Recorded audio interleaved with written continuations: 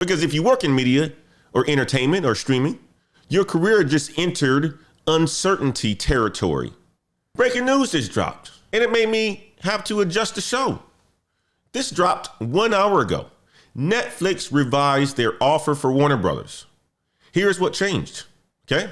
Here's what changed, because you guys need to know about this one right here, guys. You need to know. Before today, Netflix was offering $23.25 per share in cash, okay? $23 per share, plus $4.50 in Netflix stock. Total, $27.75 per share, okay? The problem, though, Netflix stock has dropped 13% since the deal was announced, down 28% since late October. That stock portion was losing value every single day. So Netflix made a move. They said, you know what? All cash. $27.75 per share, no stock, pure cash. Ted Sarandos, Netflix CEO, co-CEO would say, said this in a statement. Our revised all cash agreement will enable an expedited timeline to a stockholder vote and provide greater financial certainty. That's what he said. Greater financial certainty. That is code for we are taking away Paramount's argument. I want you guys to type chess move if you see what Netflix just did. Type chess move in the chat if you see what Netflix just did. This is high level corporate strategy. That's what it is. Okay. High level corporate strategy. This was the article that just broke 6:06 a.m. this morning.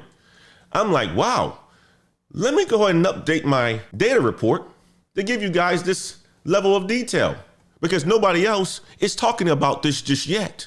But the Wade report, you guys already know. Now, let me show you Paramount situation. Okay. Paramount situation is this. David Ellison, CEO of Paramount. He has 8 offers, and he's made 8 offers for Warner Brothers. 8. All of them rejected. All of them rejected. Okay. Every single one of them rejected. His current offer is $30 per share, all cash, for all of Warner Brothers Discovery. Okay. Including the cable networks. He wants CNN. He wants HGTV. He wants the Discovery Channel. Many of you guys like the Discovery Channel. He wants it all. He wants it on paper. $30 is more than $27.75. Wouldn't you? I mean, like, all of us has been do math classes and basic addition, basic subtraction, subtraction. I said, sorry, subtraction I meant. But $30 is more than $27.75. But here's what Warner Brothers say. Okay. If we switch from Netflix to Paramount, we have to pay Netflix a $2.8 billion breakup fee plus other costs. Total of $1.79 per share in switching costs.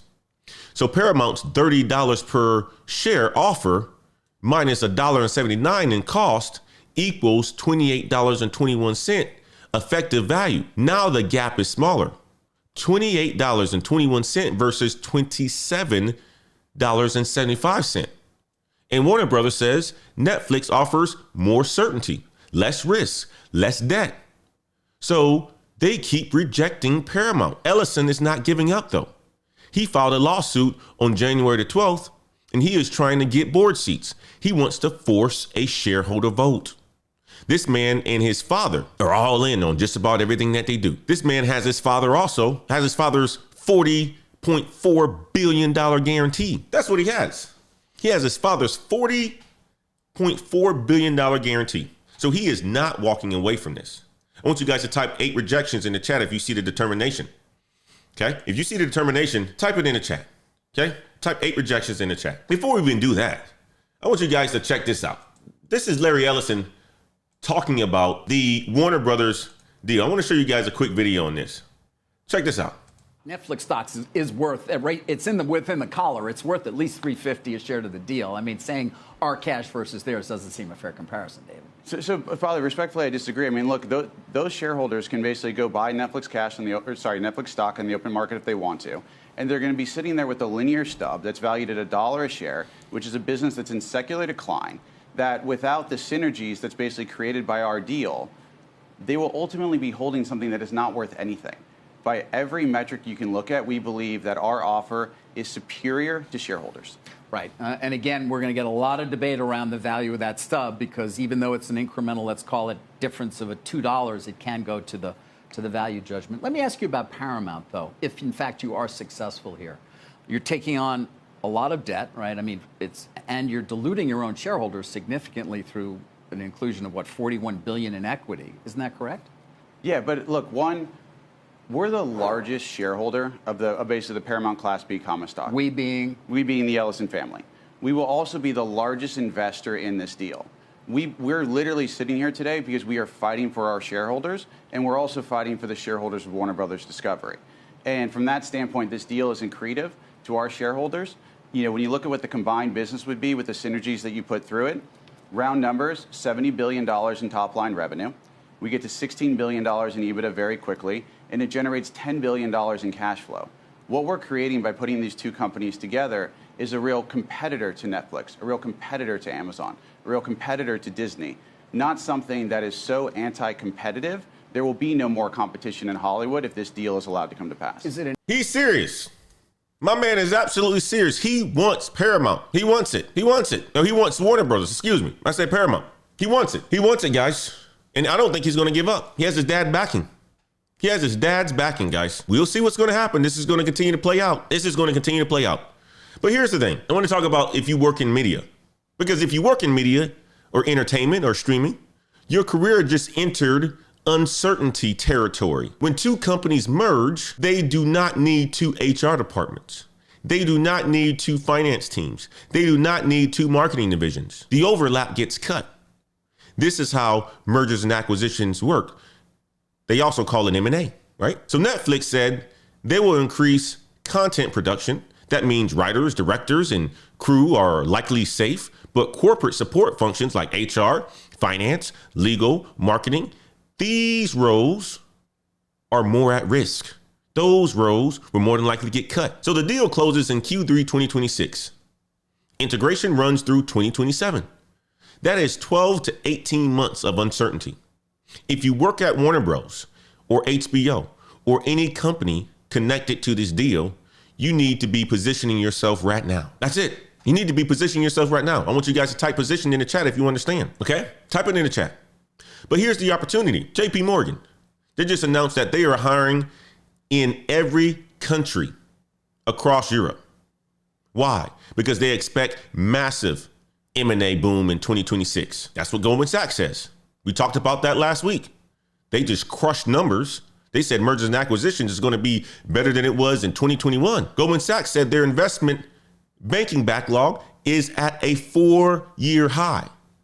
When deals like this gets done, when deals like this happen, bankers get paid, lawyers get paid, consultants get paid. M&A advisory is hiring. So you have finance skills. If you understand deal structures, this is your moment. For all you MBAs right now who are getting into financing, this is your moment. 2026 is your moment. 2027 may be your moment. Today, Business Insider, they reviewed that Citi is actually doing it. They built an internal AI army. 4,000 employees volunteered to become AI accelerators and champions. 4,000 employees volunteered to become AI accelerators and champions. Haven't I been talking to you guys about implementation, getting on the right side, learning AI tools, actually doing it, raising your hand, asking for more, all that, building, touching, understanding, because the real value is going to be on the implementation of this stuff. 4,000 employees at Citi volunteered to become AI accelerators and champions. Let me break that down. Citi has 182,000 employees in 84 countries. 70% of them are now using AI tools every single day. How did they get there? They did not hire 4,000 AI engineers from the outside. They trained 4,000 people from the inside, regular employees in regular jobs who raised their hand and said, I want to learn this. Type volunteer if you would have raised your hand. Type it in the chat if you would have raised your hand if you work for Citi. I want to see who would have raised their hand. Type it in the chat. Here's how the program works. They call them accelerators and champions. Accelerators are the front line. They help their teammates use AI tools. They answer questions. They show people how to get things done faster. Champions are the leaders. about 25 to 30 people.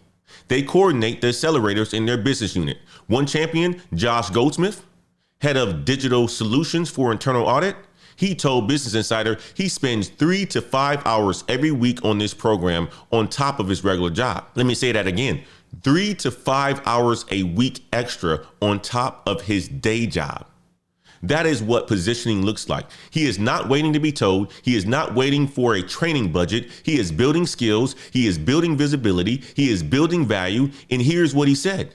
He said, it has given me a clear vision of what is coming next. That is the reward. He sees around the corner because he is in the room where it all happens. That's it. Big Sug said he would have volunteered. Sandra said she would have volunteered. The Life of Cam said she would have volunteered. NC Worker said he would have volunteered. Wayne Yu would have volunteered. Topaz would have volunteered. Look at that. Life of Cam says opportunities don't always mean money up front. Ant Dog says, I did this for a small healthcare company I work with now. There you go. Stand out. Stand out. Now let me show you the contrast. At Citi, 70% adoption, right? 4,000 internal champions, clear ROI. But at most companies, he just released their CEO survey from Davos because Davos is going on this week. 4,454 CEOs across 95 countries. 56% said AI has not produced results. That's what they said. AI has not produced results. Can you believe that? No revenue gains, no cost savings, nothing. Only 12% are seeing both cost reductions and revenue increases. Only 12%, that is. That means 88% of companies are either failing at AI or still figuring it out. I want you guys to type 12% if that number surprises you. Type 12% in the chat. Now, here's what this means for you. The companies that figure out AI will dominate. The companies that do not will struggle. And the employees who position themselves like those 4,000 at Citi will be the ones who survive.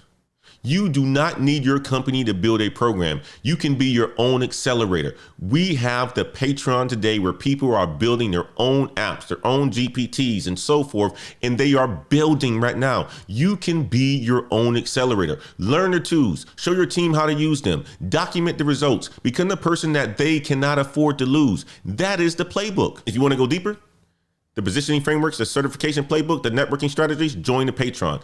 Saturday morning calls, we break it all down. Patreon.com/Black Heights. Link into the description. And if you want everything that we covered today in your inbox, subscribe to the newsletter. Full recap every weekday, Monday through Friday. Link is in the description, okay? Tomorrow on the Daily Climb Show, Netflix earnings will be out. We will break down what that means. Trump is going to be speaking at Davos on tomorrow.